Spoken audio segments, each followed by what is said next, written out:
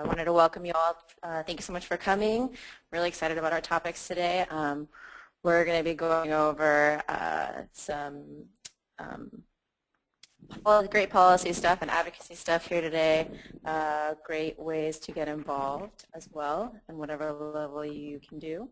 And so the format stuff, we're going to be taking questions through the typing here. So if you type in questions, we will get to them as soon as we can. Questions will be going after, well, first we're going to have Eric talking, and he's going to be going over the Farm Bill, and after that we're going to take a few questions, and then he's going to go into some other stuff about how you can get involved, and then he'll take some more questions. So Eric Manke is the Policy and Communications Manager at the California Association of Food Banks, and I'm going to turn it over to him.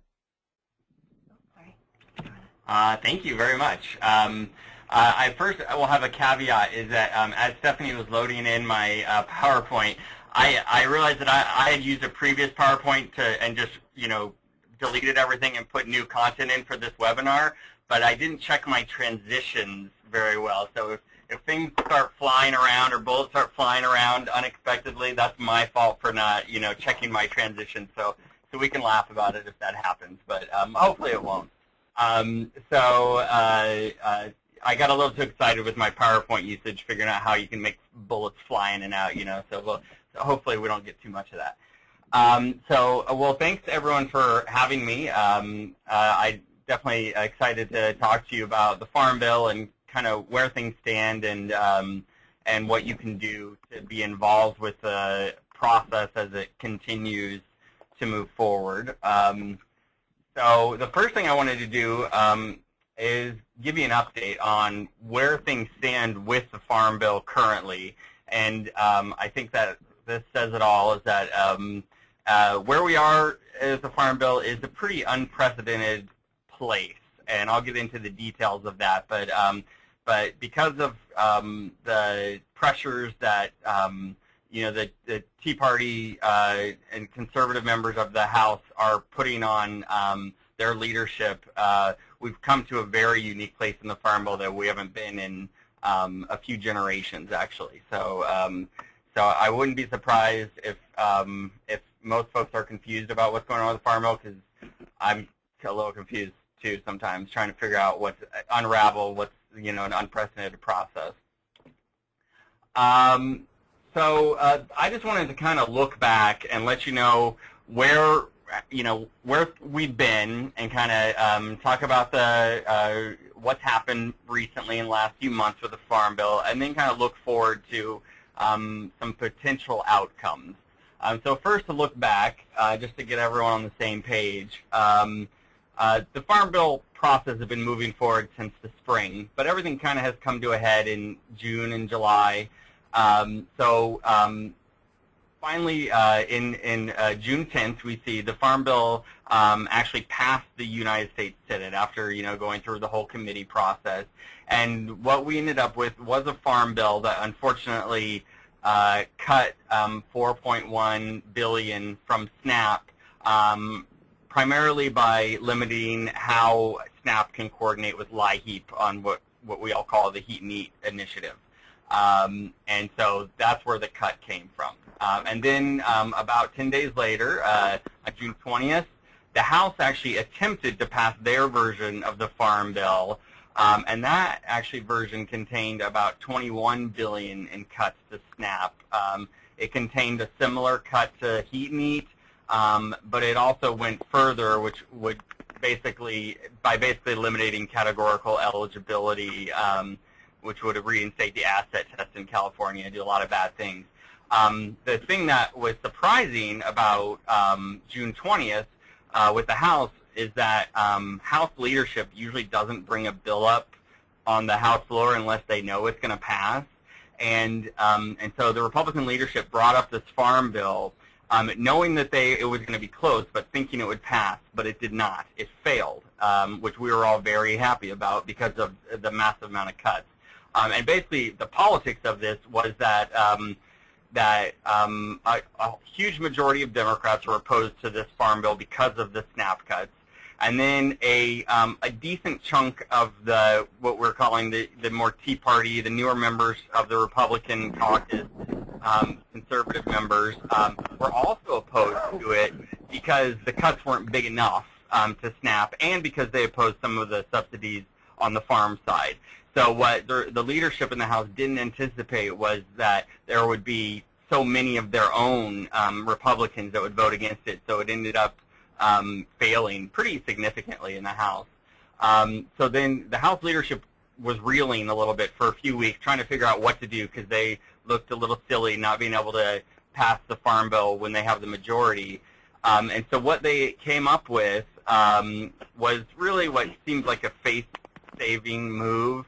And so what they did is they actually split the Farm Bill in half, and this is where we get to the unprecedented part. And this has really never happened. So they split the Farm Bill and basically carved out the nutrition title and set that aside. And what they brought up on the House floor on July 11th was a farm-only Farm Bill, is how they were calling it. So it didn't have SNAP, it didn't have other nutrition programs that we all care about, like TFAP for food banks or our senior farmers market, none of that. It was just a farm-only Farm Bill. Basically, they squeaked that through.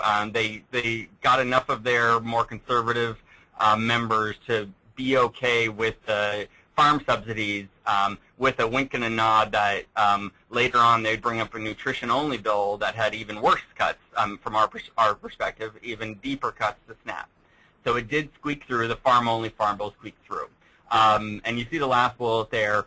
The strategy of splitting the Farm Bill in the House, the farm versus nutrition, it was opposed widely by just about every group that cares about the Farm Bill. It was obviously by anti-hunger groups, agriculture groups, conservation groups. Everyone opposed it because everyone knows that when you disconnect these two big pieces, the farm and the nutrition pieces, then all pieces are vulnerable to cuts. So that's why everybody opposed it. So now I'm going to move from looking back to looking forward. And this is a little bit more of crystal ball, a little bit of guessing, because things are so unprecedented right now. We're just really trying to figure out possible scenarios.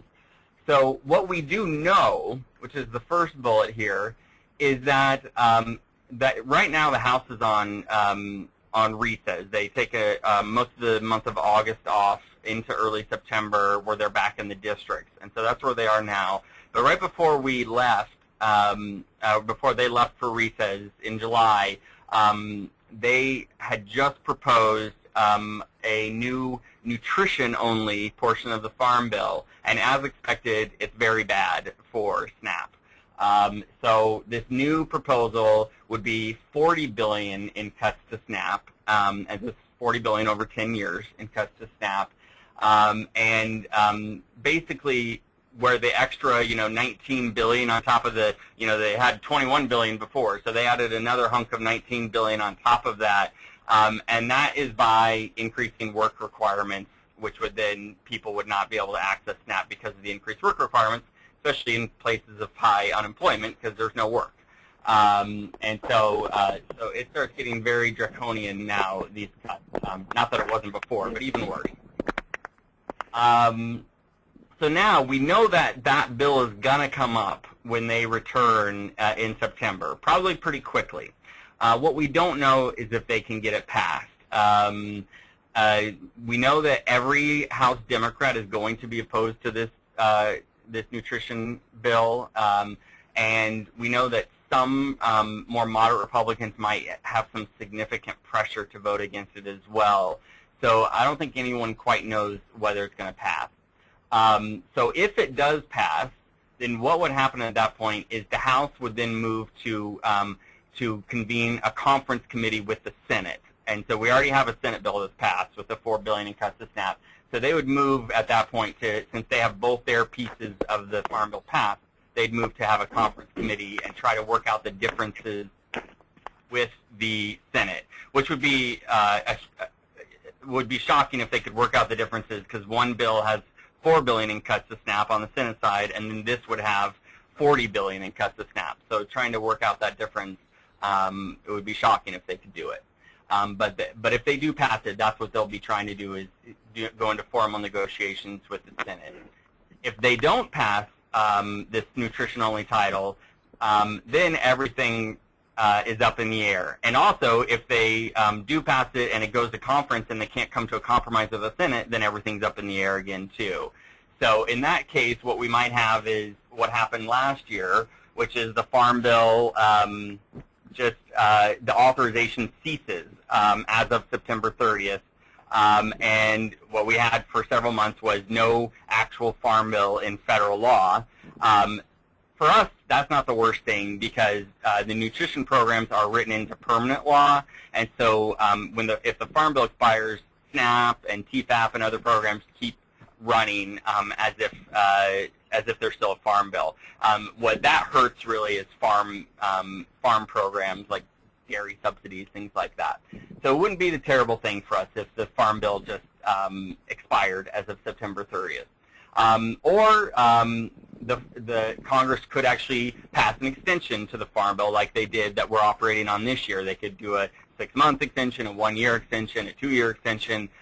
They could figure out how to just continue current law without making any changes. What's going to happen probably in October, November is there's going to be another big battle that occurs around running the federal government, where there might be a threat of the federal government stopping work because there aren't bills out of Congress to pay for it, or there might be a threat of not paying the government's bills, letting the government hit its debt ceiling without paying it. And if there's some big grand compromise that comes out of that, a Farm Bill could actually be attached to that big compromise too.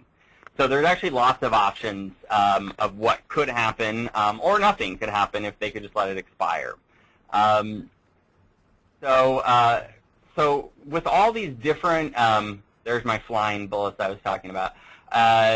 With all these different kind of scenarios out there with different potential bills and things being attached to different agreements, we don't know how the Farm Bill is really going to ultimately move forward. It could be in very different ways it could be brought up. So what we've been really working on, especially with our national partners, is that we just maintain a consistent message about SNAP and not really get bogged down in whatever process Congress is moving, whether they try to just pass a Farm Bill straight away, whether they try to do an extension, whether they try to attach it to some big grand bargain. Our message is going to be clear, which is that Congress needs to protect and strengthen SNAP and needs to oppose any proposals that reduce funding or restrict eligibility or reduce benefits. So we're just going to keep hitting that message about the policy, which is the importance of the program, and not get too bogged down in the process of patients.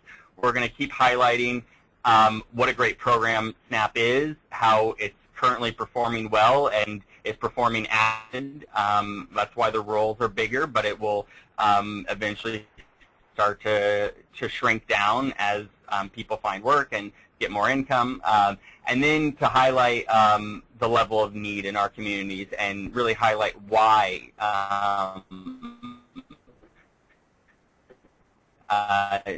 so that's my basic kind of rundown on the Farm Bill. Any questions about the Farm Bill? Oh, sorry, I think there might be, are we doing this versus on writing? So if there's any questions, feel free to type them in, and we'd be happy to respond.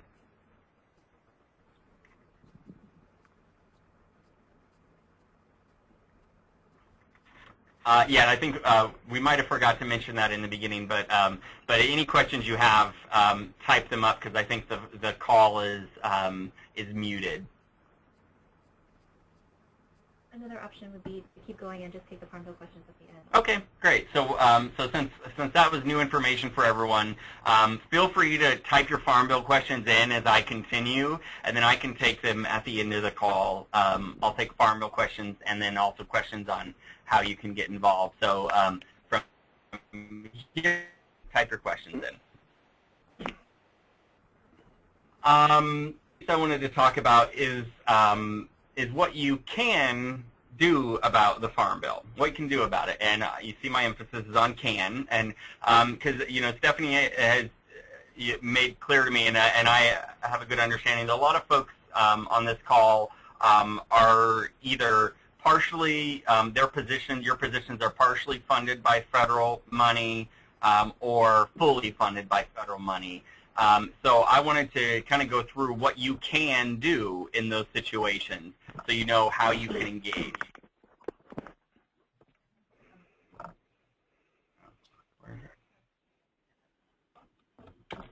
There we go. So what you can do. So the first thing I want to do is talk about what lobbying is first. And so we see a definition here. Lobbying is an attempt to influence the legislator, attempts to influence legislation, and it's very specific in what lobbying means, and you see it underlined there, is to refer to a specific legislation and reflect a point of view on legislation or legislative proposal. So it's basically saying, vote no on the Farm Bill, vote yes on the Farm Bill. That is the most technical version of what direct lobbying is. And for your information as well, lobbying on a proposal that actually hasn't been written into legislation yet could also be considered lobbying, but I don't think that's very relevant to our situation here. So lobbying would include any member or employee of a legislative body, so any elected legislator or their staff, any government official or employee who may participate in the creation of legislation. So if there's a staffer in U.S. Department of Agriculture who's working on the Farm Bill, lobbying them would also, taking a position on a bill would also be considered lobbying to them. And then, interestingly enough, if you have organizational members of your organization that basically, in some way or another, you consider them membership. In those situations, if you urge them to take a position on legislation, that would be considered you doing direct lobbying because you're urging your membership to do direct lobbying, basically. So it's kind of a one-step-away scenario. So that's our definition of lobbying. And let's see. See, now this is where I knew I might have some crazy things flying around, so my apologies. Let's just go through all of them so I don't shock you with flying bullets everywhere. Okay. All right, here we go. So what's not lobbying? What's considered not lobbying? And in this case, education. And so education, you can educate a legislator or their staff. It can be influential. But you have to avoid discussing, or not discussing, excuse me, you have to avoid taking a position on any one particular piece of legislation. So things that could be considered education could be communications with your members, your organization members, where you tell them your point of view on the legislation, but just don't ask them to take action. So you're making clear to them, hey, we don't like the Farm Bill. It's bad for these reasons. But then you stop there and say, you don't say anything like, so call Senator Feinstein and tell her to vote no. So it's not considered lobbying if you just share your position with your membership. Any kind of nonpartisan analysis, study, or research. So we have a lot of national orgs like Center on Budget who are saying, hey, if this Farm Bill passes with $40 billion in cuts, then this many million people are going to be removed from the rolls from SNAP, and it's going to create more hunger. So that is a nonpartisan analysis that can be shared about this Farm Bill. Discussions of broad social and economic problems or local economic problems, things that you're experiencing in your community or that your organization are experiencing, that's all completely acceptable to say, hey, our food bank has seen this much increase in demand, and we can't take on any more demand if there are more SNAP cuts to the Farm Bill. That's acceptable. That's education. Inviting a legislator to visit your site and showing them what your organization does sharing experiences of people you serve or who are on SNAP, that's all acceptable education. And then, again, providing any kind of fact-driven information about the topic of SNAP or the Farm Bill is fine. And as I kind of hinted at, creating a list of stories or having people tell their stories to legislators where they can talk about how they benefited from SNAP or talk about what kind of hardship it would be for them if their benefits were cut. All of that whole list would be considered education because there's no specific ask to, say, oppose the Farm Bill. Excuse me. So that was not lobbying education. So now we're going to talk about what you can do if you are partially funded by federal money. And I'm going to do all my crazy fly-ins again because I didn't check my homework. So what can you do if you're partially funded with federal money? You can lobby. That's the short answer. You can lobby. Based on that definition that I just went over 2 slides ago. But you cannot do it with the federal money that's spent on your salary or on any matching funds either that come with that. So lobbying restrictions apply only to the use of the federal grant funds or federal funds, including the match fund. If you did want to lobby, which I highly encourage it, the important thing is just to carefully document the lobbying that is done and the time that is charged, your time that is charged during that lobby time. And just making clear that when you are doing lobbying, that you're not doing it as part of any kind of federal program. And then a part of that would be just to have clear accounting procedures to illustrate that no federal money is being spent on lobbying, so the time that you're spending is not federal USDA dollar time. It is the time that is funded through private donations or whatever else your organization gets funding from. So if you're partially funded, you absolutely can lobby. What you can do if your position is fully funded with federal dollars. And here comes our fly-ins again. Oh, these seem to be in order. That's good. I'm just going to bring them all in now. Okay, so you can educate, and based on that whole previous sheet that we went over a few slides ago, you can educate. And you can lobby on your personal time, since you're acting as a private citizen on your personal time. So let's talk about an example of what education would look like. So in our first example here, we have the Farm Bill would cut benefits to SNAP recipients. Data shows that 1 in 5 people in California are struggling with hunger. National data shows that several million people would lose access to SNAP benefits if the bill passes. If you contact your legislator or their staff, or even organize an event where they come to your organization, you can talk to about the potential impacts of the bill. You are lobbying if you say, don't vote for the bill. You are not lobbying if you say, we are concerned that this bill will make it harder for people to qualify for SNAP, and state data shows that 1 in 5 people in California are already struggling with hunger. You could also talk about experiences that you or your organization have had with people that are accessing SNAP, or that you've heard from people that are telling you what kind of hardship it would be if they lost their benefits.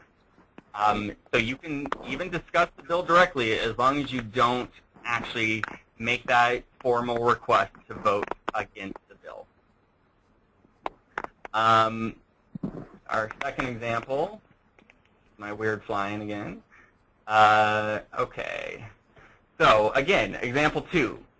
So Jane invites Senator Feinstein to the 8th annual Healthy Kids Block Party. She introduced her to some clients. And she says, Senator Feinstein, this is Antonia, Ricardo, and Felicia. They are enrolled in SNAP, and SNAP benefits cover about half of their monthly food budget. If SNAP benefits were cut, this family and many others across the state would find it difficult to put enough food on the table. So in this case, she didn't even reference the Farm Bill directly, but her point is very clear that, right now there's a Farm Bill up, right, and she's talking about cuts to SNAP benefits. This is pure education, and she even, if you want to err on the side of caution, she didn't even discuss the Farm Bill directly. She just said, this is, if these people are cut from SNAP, it's going to be, very damaging. This is education. The senators provide us fact-based information about SNAP cuts and how it would impact clients, so it's allowed.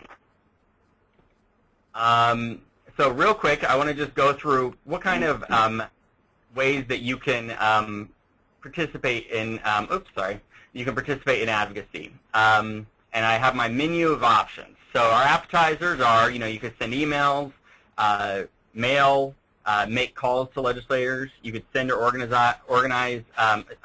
sign an organizational letter. This one is where if you're fully federally funded, you would want to be cautious that if that letter specifically asks for a no vote on the Farm Bill, for instance, that you might want to think twice about signing that letter. But if it's a general letter to legislators saying protect SNAP, and that could be a letter that you could sign potentially. You could participate in local, state, and federal coalitions around the Farm Bill. We have our lunch specials. You can conduct visits with legislators and their staff, in-district visits, or at a nutrition site. And again, if you could either educate or lobby depending on your restrictions. You can build relationships with federal officials. That's totally fine. We are in district optimize opportunities if they do request to come, do a tour of your site and have the media come along. Take an opportunity to have 5 minutes with them to either educate them on how the Farm Bill would impact someone or to directly lobby them to vote no on it. And then finally, our entrees. Gather stories from the folks that you work with. A lot of you have direct connections with people who are working to access SNAP, so gather stories from them and have a story bank that can be shared with legislators. Involve other agencies or clients in advocacy, and build a strong network of advocates, among agencies, staff, volunteers that are willing to do advocacy as well. So that concludes my presentation, and I'm definitely open to questions if anyone has them. I don't know if people wrote any. So thank you so much, Eric, for that very informative and clear presentation. We do have a couple questions here. One was referring to the beginning of your presentation when you were talking about who is considered a member and of the organization, and the question is, are the clients considered members of the organization for purpose of determining lobbying? I think it would be pretty unusual for a client to be considered a member. There is, I don't have it in front of me, but there is a definition of member, and it is where someone is contributing a significant, I think is the word, amount of time or funds to the organization is what gets into the definition of membership. So clients would not be considered members generally. So what's an example of a member? What was that? Examples of membership? So if you're a food bank, okay, then the agencies that you work with are very likely considered members, your membership. Okay. And then who are the key House members to contact in addition to our own representatives? I'm sorry, I mean, you're fading in and out, so I'm going to read the question. Who are the key House members? Oh, sorry. It asks who are the key House members to contact. Sure. Generally, I would say that the most important people to contact are your members. The effectiveness of contacting members that aren't your members is pretty low. They tend to mostly dismiss people who aren't in their district.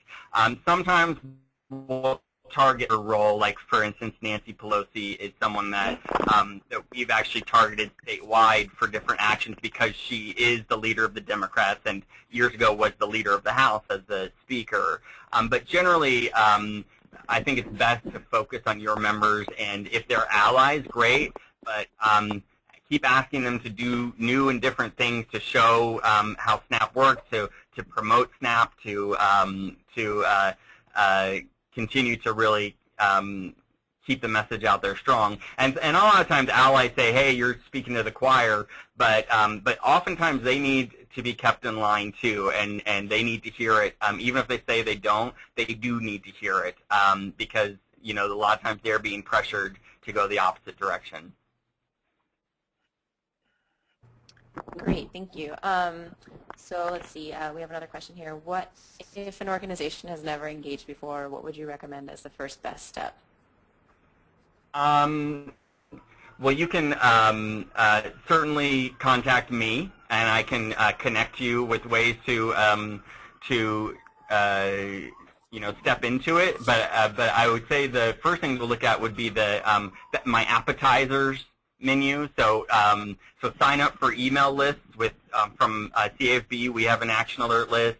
Some national groups like FRAC have an action alert list, or Feeding America. And when you get emails from them asking for action, start taking that action. And then if your organization, if you're representing your entire organization, then, you know, there's lots of opportunities where we'll do statewide or national letters where we try to get as many nonprofit organizations, anti-hunger groups as possible signed on to show the wide breadth of support for SNAP. And so, you know, sign on to those letters. I think those are the kind of entry-level beginning actions to take. But I would be happy to talk, you know, one-on-one too, to talk more about how you could get involved. Great, thanks. Another question, would you recommend contacting legislators that are heads of certain committees, like, for example, the Health Committee?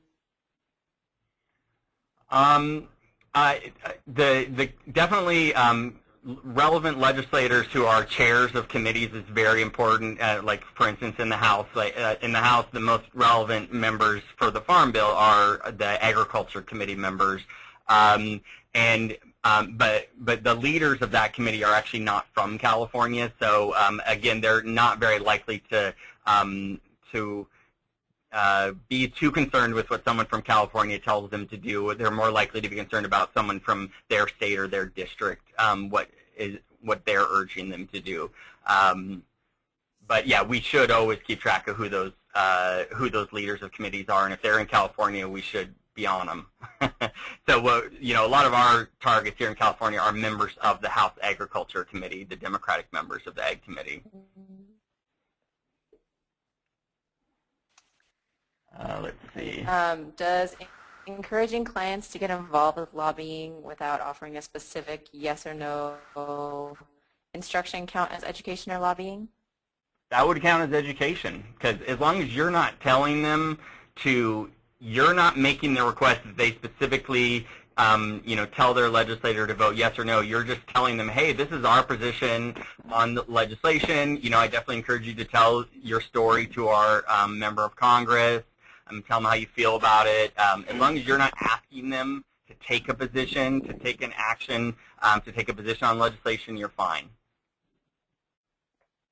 Great. And then would you mind sharing some of the larger organizations that are currently working on advocacy initiatives so that folks can plug into them? Sure. So, nationally on SNAP, the organizations which I kind of referenced briefly are FRAC, the Food Research Action Center, Feeding America, which is the National Food Bank Association, and the Center on Budget and Policy Priorities. I would say those are the big organizations focusing on protecting SNAP at the federal level. The state level, we at CAFB are working on it. Western Center on Law and Poverty and California Food Policy Advocates are some of the big statewide organizations working on it. Great, thanks. One last question. What would you recommend in terms of advocating for removing SSI, SSP eligibility barrier here in California? My recommendation on that would be that we focus our efforts, our energies on budget advocacy. To right now, we're basically very close to the federal minimum as far as the benefits.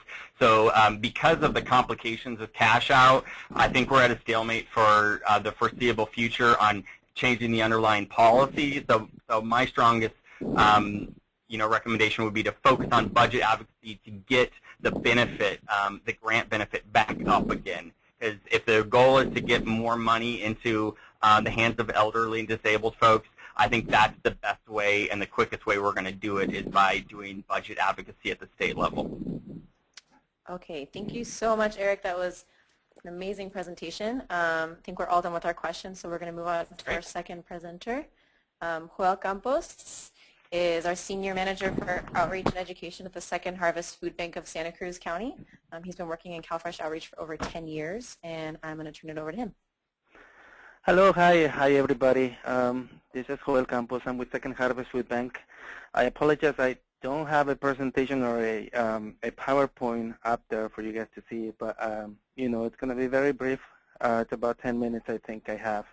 So I'm here today to talk to you about ways that we can involve our clients and other people into the advocacy part of it. Like Eric was talking about, it's very, very important to really know where we stand. Where is your agency stand? I mean, kind of a bit. I mean, some people do that, I mean, we all get paid by federal funding or by state funding or matching funds and things like that. But if you know how to do it, and Eric just covered some great points about doing that. I mean, he just covered, good ways to advocate without getting hurt in a way. He talked about the Farm Bill, which is very, very important for food bankers, obviously, and for people that are on the SNAP program, CalFresh in California. It has a lot of benefits attached, and if they cut benefits in this bill, obviously a lot of families that food banks are serving, or a lot of families that are on CalFresh and SNAP, would be suffering if these cuts go through. So it's vital. It's very, very important for us to get involved with families and with people in the advocacy part. Phone calls, having organizing the community, members of your network, agencies, just kind of sending information and giving them and talking to them about the issues, just like Eric was mentioning, the education, very, very important. If they know that, how it's going to affect people and what people are going to go through, I think it's very important for them to know those facts, and then in that regards, calling a representative and to let them know how is that going to hurt them, their families. At the federal level, we work with Eric and other agencies that once you enroll, or and either if you can lobby, just obviously, encourage them for a vote or no on the bill. But if you cannot lobby, just an educational with them, that's also just kind of letting them know how it's going to affect the people in your community. That's also good. As far as the state level, which is a lot of times, where we really, really need a lot of help, and you can get clients to help you with that. And Eric, just did a fabulous job in connecting the dots of how important it is for you guys to get client stories. It's very, very important to start collecting and getting people, getting their stories. Here at the food bank, here in Santa Cruz County, we have a story bank, and actually Eric mentioned that. The story bank is collecting stories from clients. And when you're collecting stories from clients that are going, either signing up for CalFresh or they got benefits and they want to share their stories in the future, you want to document that. So you have a pool of either applicants and people that are really motivated and helping out with policy and helping out with advocacy when it comes down to, or when you need them. So you have this pool of clients, and in this story banks, you practically record or document their stories. You get their phone numbers. You get if they are okay, if they're okay with you sharing their story to the media, if they're okay with you sharing their story with an assembly member or with a representative. And if they're okay by talking to the media or talking to representatives when they come down to their district, so when you have a meeting at the district, which we have done here at the food bank. I mean, we have a pool of volunteers, advocates that, you know, they're very thrilled and they want to share their story whenever we give them the opportunity. A lot of clients do want to have that opportunity, that platform, in order for them to share their story, as long as you do a little bit of education behind it, you know. And like Eric mentioned, if your clients, if you manage to bring your representatives over to your food bank and give them a little tour and just have a small meeting with them in regards of CalFresh or SNAP and participation rates and benefits of the program, how is it going to help your community by bringing full participation, the lost dollars, then, you know, having a few families coming down and sharing with the members of how they got benefits and how much benefits they got. And, you know, sometimes if you educate the advocates, they will tell them, you know, we need you to vote no on these bills, you know, for us to be able to continue with benefits or things like that. So very, very important, you know, to start creating those relationships with the community. And start getting those community members to really take action and to start kind of organizing the community. I got to say, you know, we had our assembly members, Assemblymember Mark Stone and our Senator Bill Moaning coming down to visit us just last month. And we had, you know, about four families. We had 4 families that came down to meet with them here at the food bank and share their stories with the members, and they really loved it. And they said it themselves, this was really an eye-opener. And I mean, you know, families just share the story, and some of the families were actually crying there, you know, because of the hard time that they had when they tried to get benefits, and at the end they got benefits, and just because of the need that they had back in the days. A lot of training, you don't really have to do a lot of training with families. You pretty much, you need to tell them that they need to speak out of their heart. And what you get at when they meet with a member is, you know, a very compelling story. And a very compelling story that the members are going to take with them, you know, all the way to Sacramento, and probably use those stories when, even Mark Stone's, I'm sorry, one of our assembly members, Mark Stone, which is the chair of the Health and Human Services Committee up in Sacramento, he said, you know, I am going to be thinking about you guys' stories when it comes down to voting on some bills on CalFresh. So it you know, right there and then he told us that, you know, it was being impacted. And beautiful thing, he came down with his staff here at the local office, and the staff was just, you know, was just fascinated. I mean, they really loved it, and it was an eye-opener for them themselves. You know, just, I mean, just know, you know, if you can lobby, and if not, there is ways to go around, and Eric just did a fantastic job just kind of telling you how to navigate those little things that you could probably work around that, you know. So, I mean, you know, we have different ways to get clients. I mean, one, obviously, we work doing outreach and enrolling people in the CalFresh program. So that's kind of easy because we follow up with clients once they apply for benefits, and we find out that how much they're struggling, and that's a way for us to interact with them and just kind of saying, hey, you know, I mean, are you okay for us to share your story? Is it okay for us to write it down? Are you okay if if we have a media or have the reporter coming down and sharing your story? And that's one way to do it. The other way is that we are really empowering people to become the CalFresh outreach buddies, and that gives a different empowerment to the community. I mean, we are enrolling agencies as well as community members. We are educating and training community members to become CalFresh knowledge or CalFresh champions. That's what we're calling them, CalFresh champions. And it's pretty much getting a little bit more deeper understanding of what CalFresh is, how it helps their community, and they have the option to either continue with becoming an ambassadors and spreading the word of CalFresh among their community.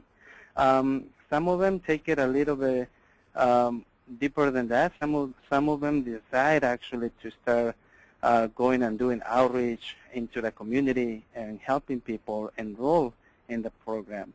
So there is different levels, but with this group of CalFresh outreach buddies, what we do is that they're very motivated. They're very jazzed up about, the CalFresh program and benefits and increasing participation and bringing, and helping people in the community to really, participation rates up in this county. Obviously, once they become a CalFresh outreach buddy, they also become, you could use them as advocates as well and go to city councils and things like that. In the next month, in September, it's a great opportunity for us to get people involved or to enroll people or bring them into the advocacy world. Because it is September Hunger Action Month, and we will be, spreading the word of hunger in the community, and hopefully, going into city councils and talking to people, talking to our representatives at the city council of every city in the county, and just to kind of promote the CalFresh program, the usage of CalFresh and enrollment and Hunger Action Month. But, we have to do this mini trainings with the ambassadors, with the CalFresh outreach bodies. All about what's going on. But, the main thing is that we're getting them involved. We are treating them as a staff person. We're giving them all the resources. We're giving them all the information. We are giving them everything we got so they feel empowered, and they do. So that's pretty much how we're doing things here at the food bank in Santa Cruz. I don't know if there is any more questions. I'm sorry, any questions out there? We do have a couple questions. The first question is, we'd love to know how your organization identified the families to meet with members. Well, we look for a compelling story and something that is really going to get to them, and obviously somebody who's not really shy on talking, and we have this relationship with families. We help them through the whole process on applying for CalFresh. So we submit an application for them, and then some of them do struggle with the county where they get denied, and then we help them and we get a different outcome when we advocate for them at the county. So therefore, they're sold out on us. They believe on us. They know that we can make things happen, and we ask them straight out when we do something for them. It's like, we would like to share your story, and if they say yes, then I think that's the best way to really recruit them. And obviously, they need to have a compelling story about the program. Now you might not want to get somebody who's really upset at the program, who didn't qualify and is really upset and is going to go crazy with members. But somebody who struggled through the process and then managed to get benefits. And obviously, we have a little meeting as well, and just kind of tell them what we want them to share with them, and the outcome that we want to have. Great, thank you. There was a question about timeline too, which I'd be happy to address. Yeah, I was going to say if either Eric or Joel wants to answer this question. Question is, we would like to get some partners to meet with representatives and ask for a visit to one of our food banks. What is the timeline for the education to be the most effective? So I'd say, now to, through September for sure. We know that there's going to be up in the air. There's the Farm Bill is going to be, we know we're not going to get a done Farm Bill by the end of September, so as soon as possible, definitely through September. If I were to guess, I would say that we're going to, as far as trying to get the Farm Bill done, we're probably going to move beyond September too, so so it could go even into the fall. But the most timely stuff is going to happen in the next 6 weeks, I would say. I mean, timeline. I mean, I've always, I just want to say that, I'm always getting emails from the Association of Food Banks. I'm always getting emails from Western Center on Low Poverty. I'm getting emails from California Food Policy Advocates, and they're on top of everything. They're on top of everything. They will let you guys know as soon as you sign up for their email alert and get a meeting with Eric going, and really just kind of like, I mean, like Eric said, I mean, the beginning steps are, it's the beginning. I mean, that's the great way to do it. And, they really, they just let you know, hey, guys, this is happening. We need your help, call up or something. So I mean, they're fantastic. And I would say, too, as far as timeline goes, don't let my, next 6 weeks number freak you out if you're like, oh, I can't get this together in 6 weeks. Members need to hear this constantly. And like I said, if I were a betting man, I would not bet on a Farm Bill being done in the next 6 weeks. So I think if you want to start planning now and it's something that's going to happen in October, November, like I would say go for it, because it's likely this is still going to be an active subject.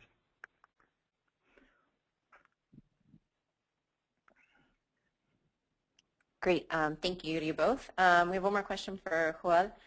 Wanted to know how big is your CalFresh outreach staff, and how much time do you think is spent on outreach versus advocacy?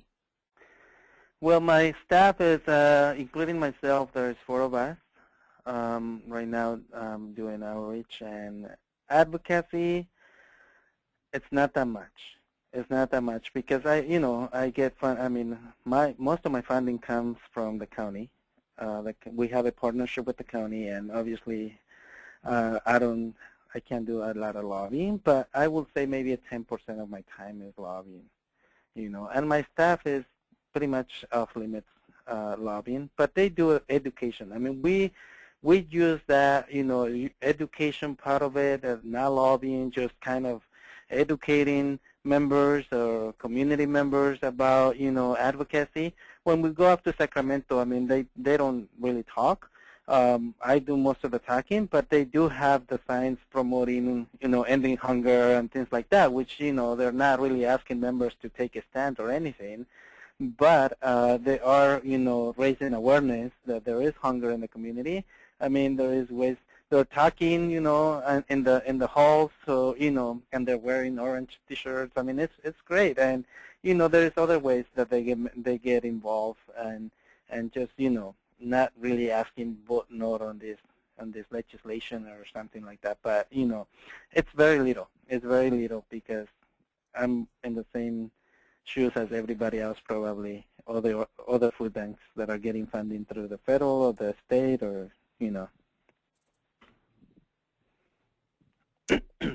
Great. So I just wanted to remind everybody that if they have any last questions, they should enter them into the chat box, and we will get them out to our panelists.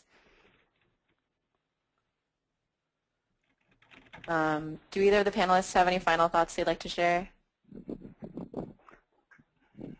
Feel free to contact me if you have any questions about how to engage, or if you have any questions on the technicality of what you can and cannot do. I'd be happy to talk to you more about that. Yeah, Stephanie, you guys have my contact information. Please, any questions on how to involve the community, I'm more than happy to really, share with anybody who's interested. Just let me know, shoot me an email, give me a phone call, and I'd be happy to talk to you guys about any of our little programs that we have, like the CalFresh Outreach Buddy, and how else we involve our community in doing advocacy and things like that. So, I'm welcome anybody. All right. Well, thank you guys so much for your time and for your work and for sharing all this information with us. I think this was a great webinar. I think we're going to go ahead and wrap up if there are no more questions. Well, thank you. All right. Thank you guys so much, and take care. Thank you. Bye-bye. Thank you.